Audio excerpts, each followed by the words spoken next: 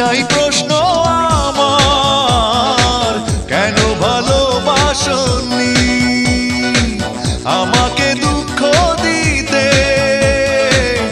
একটু কি তুমি ভাবনি?